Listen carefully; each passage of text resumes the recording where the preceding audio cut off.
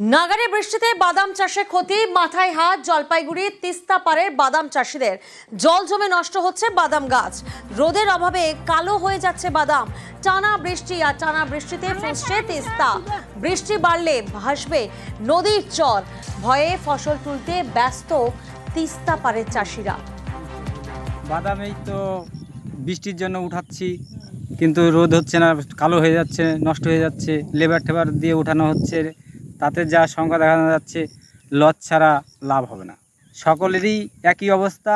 কেউ কেউ তো চিন্তায় অসুস্থ যে এই বাদাম যদি নষ্ট হয়ে যায় আমরা কি করে খাবো। বাদাম করছি 5 বিঘা। কি অবস্থায় রয়েছে? বাদাম এখন বৃষ্টি হচ্ছে 5 বিঘা জমি, বাদাম ওয়েদারের জন্য বাদাম উঠাতে পারতেছে না, বাদাম কালো হয়ে যাচ্ছে, নষ্ট হয়ে যাচ্ছে। লেবার টাবা দিয়ে অনেক খাটাখাটনি করে যে বৃষ্টি যে সমস্যা, এর জন্য তো বাদাম পুরো নষ্ট হয়ে যাচ্ছে, কালো হয়ে প্রচণ্ড ক্ষয়ক্ষতি হয়ে যাচ্ছে। যে বৃষ্টির জন্য বাদামগুলো কালো হয়ে গেলে বিক্রি হবে না। ওয়েদারে পুরো আজকে 15 দিন লাগাতার 15 দিন ধরে ওয়েদারের এই অবস্থা, রোদ্রু হয়ে নেই। আজকে লেবার আছে, লেবার এখন আসছে কাজ করার জন্য, বাদাম উঠে কী করবো, পচে যাবে, যেরকম কালো কালো হয়ে পচে যাবে, এরকম অবস্থা।